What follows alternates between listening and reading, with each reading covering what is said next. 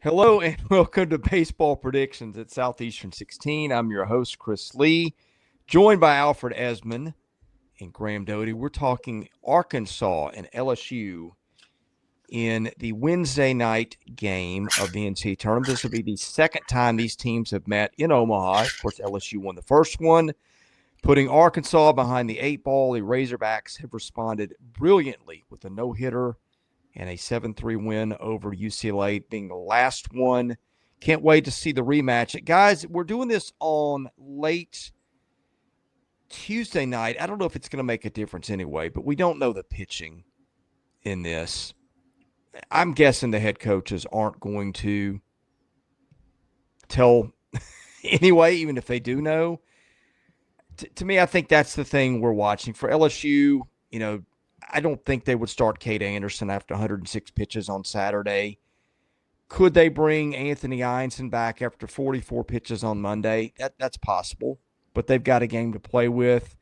Chase Shores has been pitching well out of the bullpen. I would think Casey Evans is out after throwing a bunch of pitches on Monday. Zac Cowan a possibility for Arkansas? Well, I tell you what, Paul's Arkansas. Let's talk about LSU. What do we think Jay Johnson could do? I think between the two teams, LSU has had the longest to come up with a game plan. So as we record this, the Arkansas game ended within the past hour. Dave Van Horn was just asked about it in his media session post game, and he literally said they got two options. He didn't give any names. They'll figure it out. So to me, that means they're going to figure it out tomorrow morning. I doubt they dive into this tonight. LSU has had really all day. They played at 10 o'clock in the morning on Tuesday, so they've had the majority of the day to figure out their game plan. Really didn't matter who they were going to play, Arkansas, UCLA. So LSU has had more time to come up with a game plan if you view that as a benefit at all. Yeah, for one guy I think I would just never rule out at this point is Chase Shores. I mean, he's gone to them in both. He's gone to him in both games, right? So I think there's a pretty good chance actually that he goes back to him again. Probably not starting, I wouldn't think, but at least in relief. So I would expect him back out of there again. I like the idea of Eyanson too in relief if you very much need to. Yeah, I think with Tate Anderson, you'd save him for a game 2 where you need to win to get to the championship final. So you won't see him whatsoever. That's all I'd pretty much know from Jay Johnson pitching wise. As far as their offense and hitting goes, got to be aware of Stephen Milam. He's been big here in this College World Series.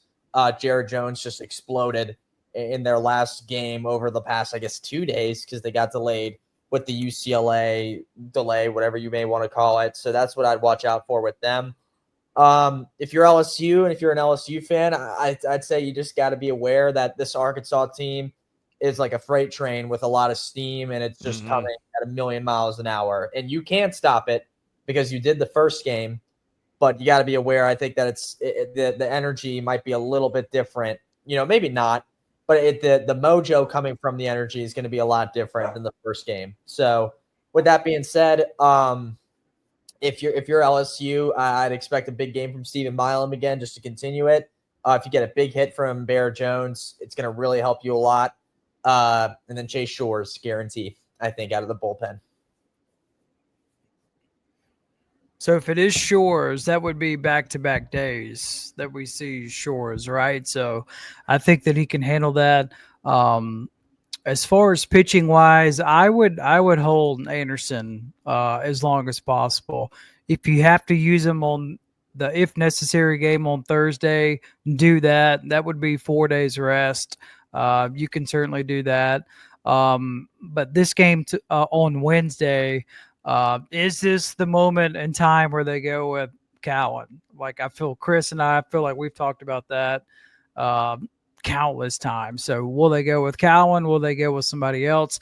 Offensively, I really like where both of these teams are heading into this matchup. I feel like it flip-flops for both of these teams and their fans. Like, what do we think about the offense now? And it's just like To me, these are the two most talented teams, top to bottom, and it's a shame they got to play each other, not in the championship. This is kind of what I thought would happen. Both of these teams are red hot on fire, and I don't know. I can't wait to watch it. I wouldn't be surprised if Arkansas wins on Wednesday, and then they got to play again on Thursday. That would not shock me at all if we go that avenue. Yeah, let me reframe the pitching discussion for LSU just a bit, because Jay Johnson is not a guy that's hung up on roles all the time. Like, you've seen Case and Evans start, you've seen him close. You've seen those two things very, almost sandwich weekend to weekend. You've seen Eyanson start most of the year. You've also seen him coming out of the bullpen at different times in NCAA tournaments. So I think Eyanson, to me, I'm guessing he doesn't start, but like that might be okay. We got a 4-3 lead in the seventh, and he's fresh enough to go and close us out. I think that's a possibility. Again, I don't think either coach is going to tip his hand. Arkansas, to me, has got the better choice of a lot of great options. Both these teams have got talent coming out their ears with arms. Arkansas has just been a little more consistent. I think, you can rule Root out. I think you can probably rule Gackle out, I would guess. To me, he pitches on Saturday. He'd be on the table to me. Yeah, maybe for some pitches. That's true. The problem is you're going to need to win another game on top of it. Beidelschies hasn't thrown since the opener of the NCAA tournament back in the regionals. He would be an option. Ben Bybee, Dylan Carter, Cole Gibbler, Tate McGuire, Colin Fisher. Probably not Will McIntyre after the way it looked on Tuesday night. Christian Foutch, Parker Coil. Maybe even Steele Eves. I don't know what Arkansas does to open. Jimenez is opened. That won't be happening, I don't think, after he pitched on Tuesday night. So I don't know. Again, I don't know that the order matters much. And Arkansas, I think the takeaway for them is just the lineup is starting to hit again. Yeah. Vahiva Aloy's driven the ball. Davalon has had some good at-bats. Kojal's had some good at-bats. We saw big power there the night out of Reese Robinette. This is a lineup that's just as deep and talented, gets on base, can hit for a little power. That's disappeared a little bit with the dimensions and the conditions in Omaha. But the lineup, you got to feel pretty good at the way it's hit ever since running into Cade Anderson in game one. I think so, especially, I don't want Arkansas fans to take this the wrong way, so please don't in the comments. But I feel like, it's always something, with the Arkansas fans. And during the Gage Wood no-hitter, which was historic, it was the offense, right? Well, the offense only scored 3 runs. It didn't look as good as it should have. And you kind of got a refresher of how good it can look against UCLA. I said it during the reaction when I hopped on late. I think Vahiva Aloy's the Golden Spikes winner at this point, just based on the other 2 finalists aren't playing anymore. He's going to have to step up and be big. LSU pitchers, obviously, are going to have that guy circled. There was plenty of other guys that had multiple hits in that last game. Iredale was one of them. I think Justin Thomas Jr. had 2 hits as well in that game. So deep lineup, really on both sides of the spectrum in this game. But with Arkansas, I think that really stuck out against UCLA. And, last time these two teams met in the College World Series, it was Arkansas who was shut down by Cade Anderson, who they'll probably not see more than likely. So, that's probably going to be the big story is can this offense look different this time around? And by this offense, I mean Arkansas. So actually, it's pretty much probably what I'll be watching for at the very least. Picks. I'll take the Hogs. Graham? I picked LSU. I'm going to stay with LSU.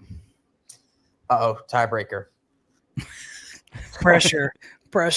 You didn't know this was coming. I know. Arkansas.